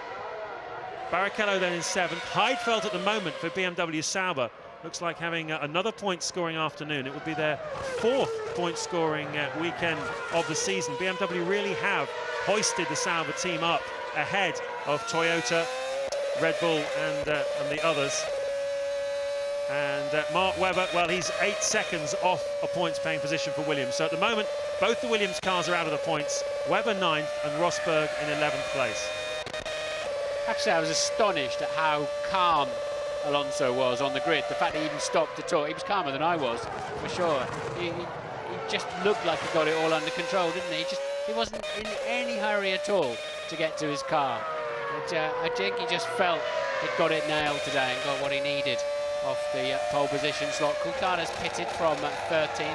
Momentarily he's got ahead of Klein and Luzzi and co, but he'll drop back behind them now. Struggling, I think we heard from him earlier on in the race about a wobbly back end after they rebuilt the car overnight. And still just keeps running, and he's got it down into the 1 minute 18, so it can't be too wobbly out there. But certainly Alonso then on lap 55, 15 seconds clear now of Michael Schumacher, and Ted has news. Yeah, just as Christian Albers is coming in to retire in the Midland, we'll find out what that's about in the moment. I can tell you it was a confirmed engine failure for Scott Speed. He said he felt the power go throughout the second stint. But Martin, that's the first failure they've had on this Rev Limited Cosworth. So well, it's interesting. At least it's something of note in this otherwise not very interesting race. Yeah, it wasn't too smoky though, was it? So presumably some kind of systems malfunction rather than terminal failure of the air. There's 5,000 pieces in these, certainly in the latest V8 engines. 5,000 individual pieces, which is extraordinary. Every so often one of them tries to escape, and that's when the smoky bit comes. But yeah, they're so under stressed. We really thought that those Toro Rossos would run forever, didn't we? But reliability is certainly pretty impressive. 17 cars still going, pushing hard.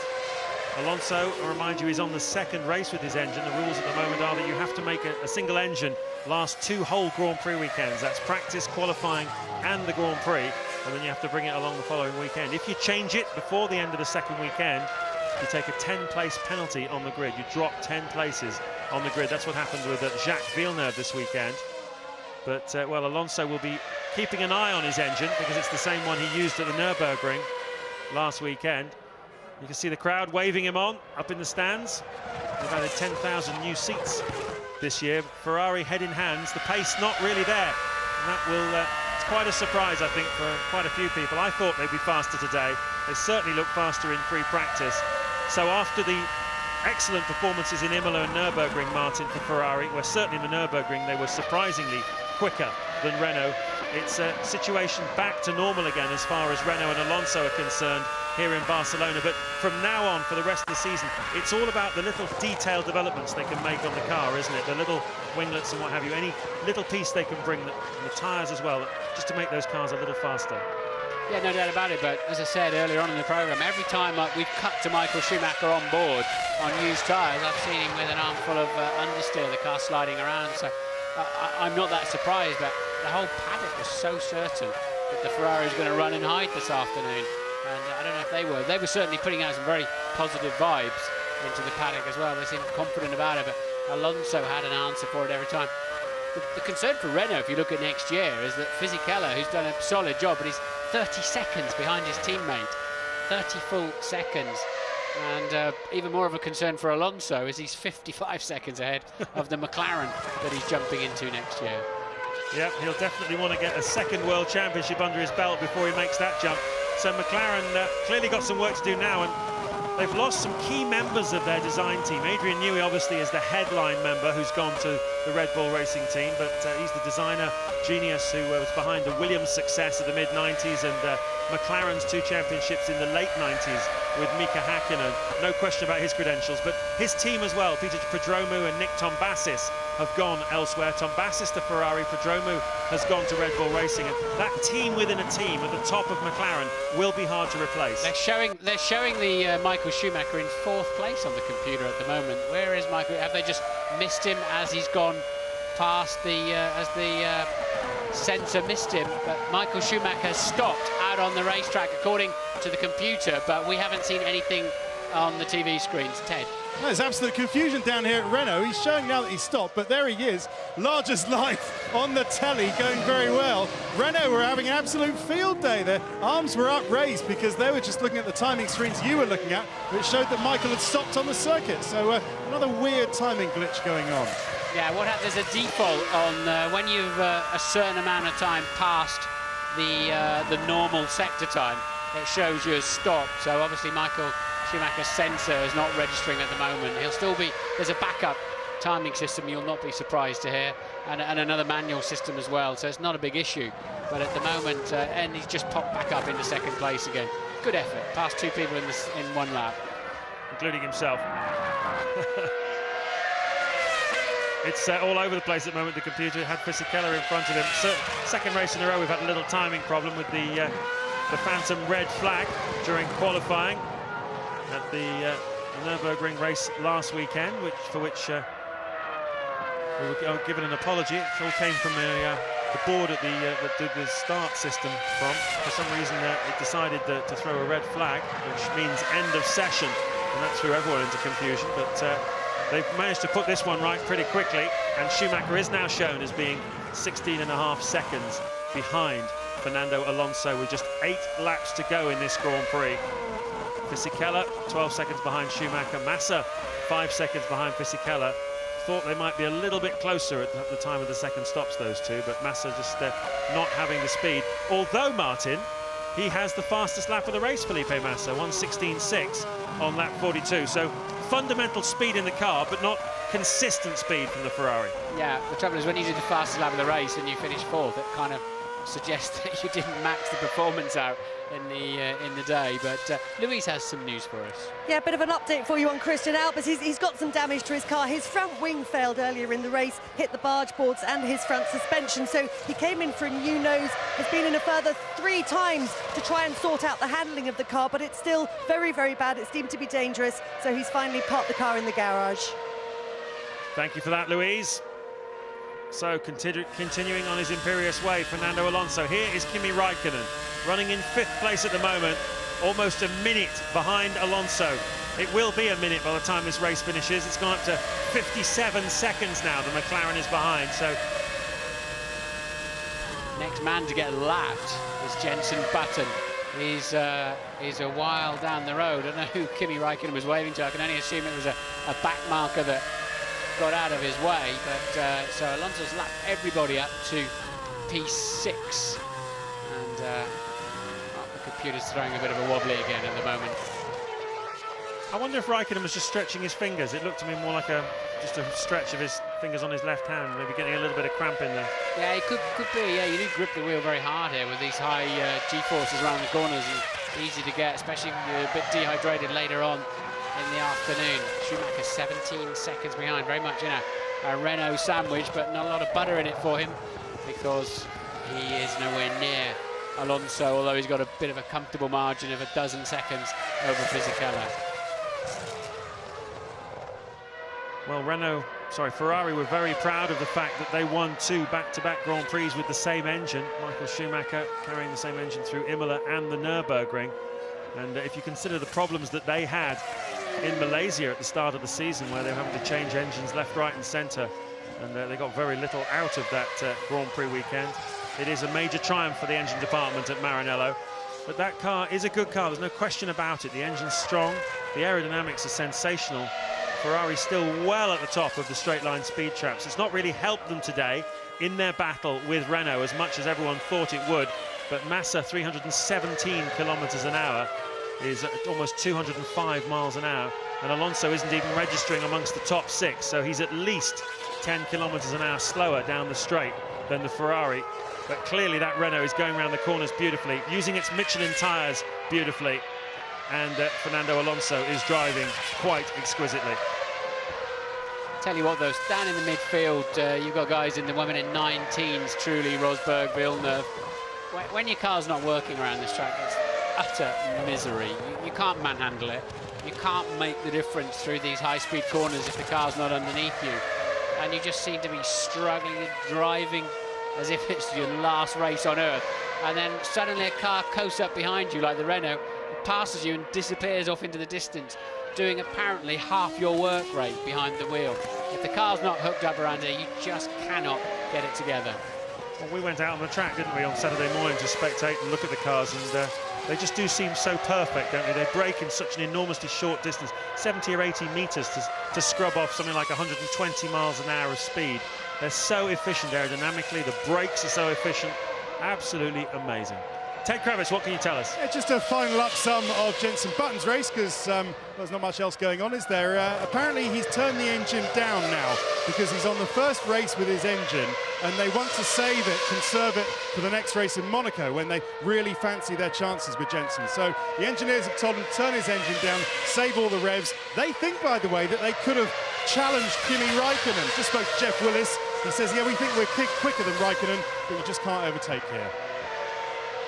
Yeah, well, whatever it is, it's still 3 seconds behind Raikkonen.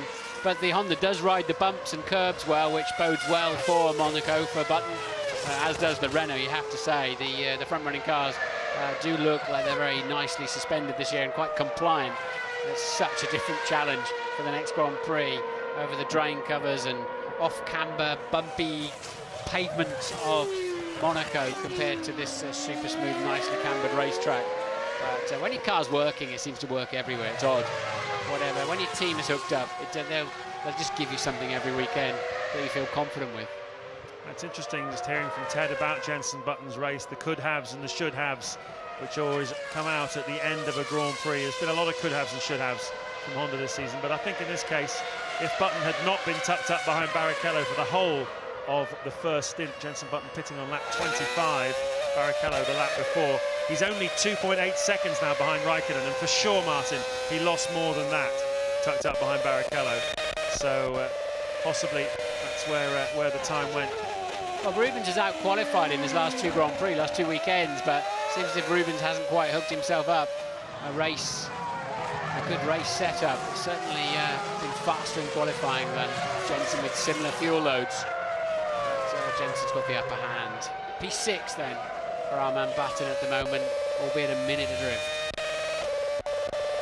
Yep, he'll get 3 points for that at the moment. Jenson only had 3 point scoring finishes so far this season, just 13 points in the championship compared to Alonso on 44. And it looks like Alonso's going to pick another 10 up today. This is the battle for 10th place between Jarno Trulli and Nico Rosberg. And Rosberg qualified in 13th, so he's only moved forward a couple of places. Jarno Trulli qualified 7th, so once again that car has moved backwards in the race, and Trulli's saying just don't seem to be able to make the car work on the Bridgestone tyres. They made the switch across, of course, from Michelin to Bridgestone this season. They still haven't got the car quite going on the Bridgestones.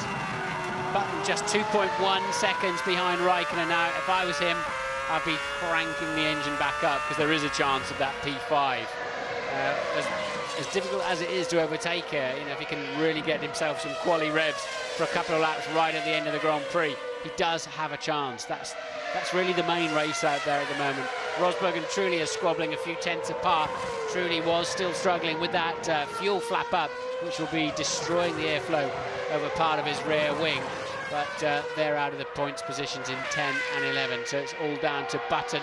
He's gained another 10th on Raikkonen this lap so far. Well, it's interesting because Raikkonen's engine is on its second Grand Prix, and it's an engine they were a little bit concerned with, if you remember, in the Nürburgring. So for sure they have turned his engine down. He's lapping in the mid-118s as Rosberg has a good look at Trulli. Jenson Button, however, is on a new engine, an updated Honda engine. So if they, as you say, if they turn the revs up, he might well have a chance to eat into that 1.9 now seconds lead that Raikkonen has over him for that fifth place. Just 2 laps to go here, and as we've said before, not the easiest place to make an overtaking manoeuvre, which is a shame, I have to say. A lot of the tracks we visit, like the Nürburgring, comes in for a lot of stick, but you can definitely pass there. Whereas Barcelona, it's a track they test on over and over again. It obviously provides great passion from the crowd. It's a great challenge for the drivers and a test for the cars, but I do think it's a shame that we have these venues like here in Imola where you cannot overtake. It's been tough out there for the drivers. Do I sense Alonso leaning his head on the fast left-handers? And I thought they were going to have a pit stop for a moment, but the Renault boys getting ready to salute their winner. Yeah, there he is. Look at the flags waving. He's halfway round his final lap. He goes through turn 7, up the hill. Listen to the crowd. Their matador is going to come home. It was a major fight as Rosberg has a big go at Trulli into turn 1 at the beginning of the final lap. Into the complex now. Listen to the crowd roaring him on. Grandstands lining all of these corners. He's waving to the crowd. Don't do a Mansell and have a switch it off or have a problem on the last lap, but he's coming home. He certainly is. He's coming home to be the first Spaniard ever to win on home soil. Even the marshals love it, the crowd love it. Fernando Alonso wins the Spanish Grand Prix. His third victory of 2006 alongside Bahrain and Australia, the 11th of his career, and an absolutely wonderful one. Michael Schumacher, we thought he would be stronger, but accepts a little wave of the hand that he was not quick enough on the day. Ferrari came up short. Alonso, though, absolutely imperious at the front.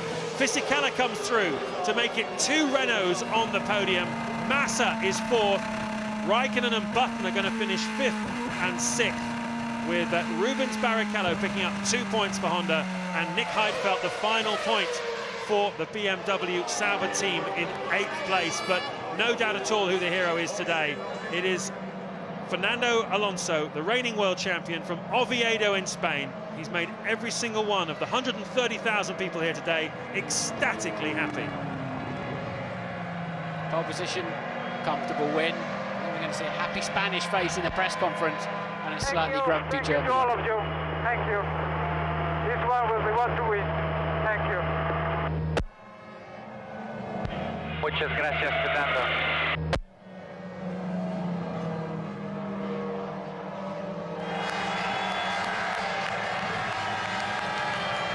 A very distinctly Spanish flavour then about the conversations on the radio. He wants to kiss the camera.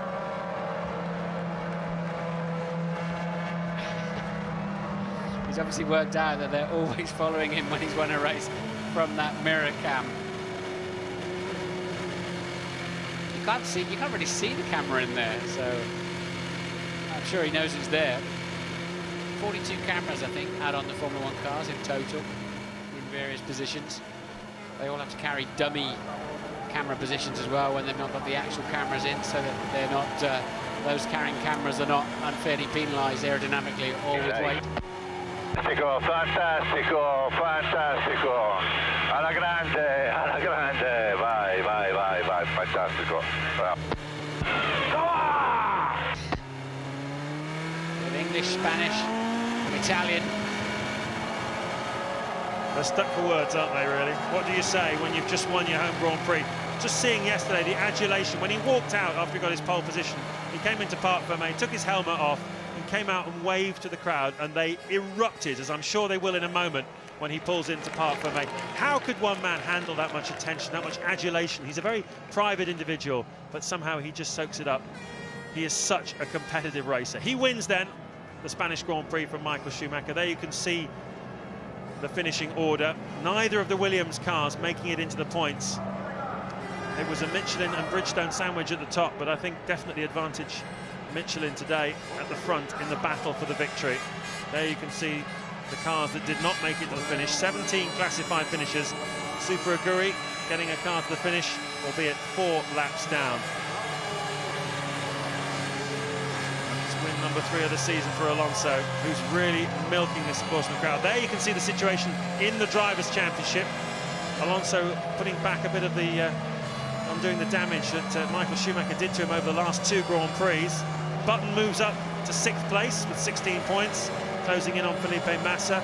Montoya, who spun out of this Grand Prix, moves down to 7th. And Raikkonen still not in the hunt, really, is he? He's managed to maintain 3rd in the championship. I was always surprised to see Raikkonen up there just then. It's difficult to sort of... He's obviously just been consistently scoring points, but a lot of pace to find there. Button finished just 1.4 behind him in the end, over the line, but never really threatened to overtake for that 5th and 6th place. A couple of points of Barrichello. Heidfeld, I think, doing a solid job again for BMW and stealing a point ahead of Webber.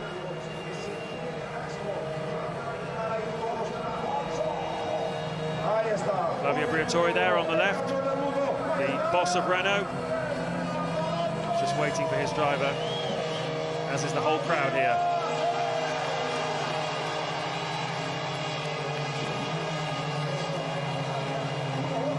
Well, we've been there before, haven't we, in the UK over the years? great drivers, Jackie Stewart, Jim Clark, Nigel Mansell, have given British race fans so much to cheer about on home soil over the years. Another in a long line of ludicrous celebrations from Alonso. Michael Schumacher did the same thing for the Germans a decade ago. They turned up in their tens and hundreds of thousands to watch him race. And now in Spain, Formula One is the new fever. And he has done exactly what they needed him to do today. Gone out and dominated this race. Much against predictions, it must be said. A lot of people thinking, including myself, it will be a bit tighter than this, but fair play to Renault and fair play to Alonso. Yeah, job for the drivers now. I wonder if we're going to see a replay of Fisichella going off. Not here, because he went off earlier in the lap than that. I don't think they ever quite caught where he went wide and off the racetrack. Turn 3, we know it was turn 3, but we didn't catch the action, unfortunately. But the drivers go in and be where they have to hang on to their hands device and crash helmet. Go and step on the weighbridge so they can add that weight to the cars when they weigh them. They stay in parc fermé for a while now to check them, to make sure they match up with the regulations. And that's why the drivers, that's what goes on now before they emerge up onto the podium. So some strong performances today. This is a track where you really are a bit limited by the car underneath you, as Martin was saying earlier on, and the Renault, the superior package today, although Schumacher managed to get his Ferrari in front of the Renault of Fisichella, so that slightly belies that theory, but all the way through the field it really was about the car you had under you. Alonso obviously magnificent, Schumacher fought hard. Jenson Button gave it his best once he got clear of his teammate. Who's your driver of the day? Only one choice, I guess. Yeah, that's easy, isn't it? Fernando Alonso. Perfect. Pole. Brilliant laps. Pushed the car hard when he needed to. That in-lap he was doing, one of his in-laps, he was the fastest man of anybody on the first and second sector on the in-lap. That's quite brave to hang it out in those circumstances. So nobody could match him today. Well, bravery and aggression are two qualities that he has in spades, that's for sure. The podium getting ready, the King of Spain, who is frequently a caller after Alonso wins around the world.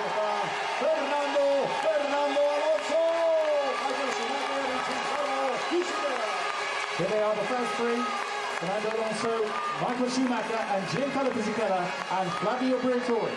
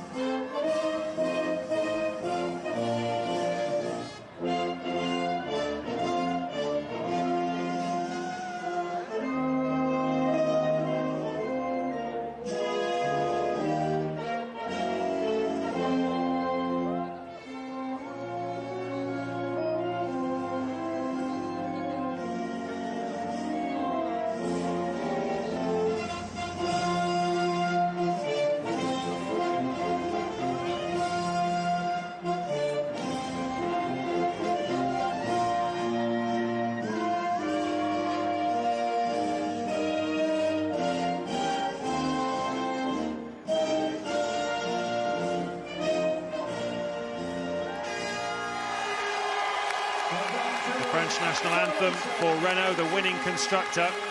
Alonso just taking a moment to tie his shoelace. We've seen that before. No questions about his fitness, though. The King presents the trophy. What a great honour.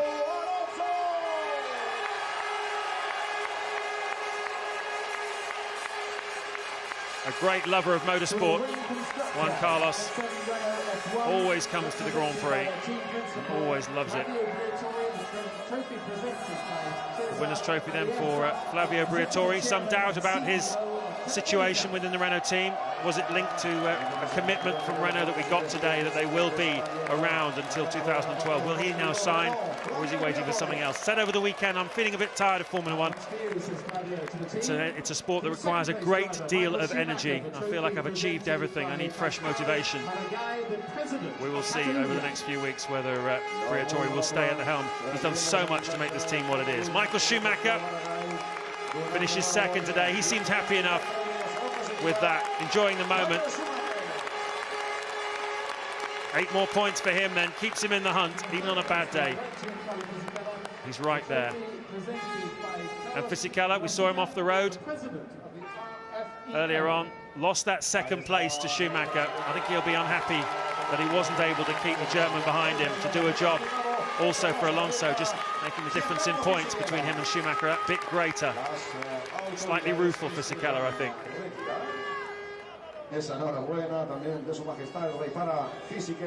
So the King gets ready to clear the podium before the champagne. No one would dare to cover him with the sticky stuff. I think everybody in Spain, and certainly everybody here today in Barcelona, will remember Fernando Alonso's perfect race. In a couple of weeks' time, he'll be taking them all on around the streets of Monte Carlo. Who now leave before we go for the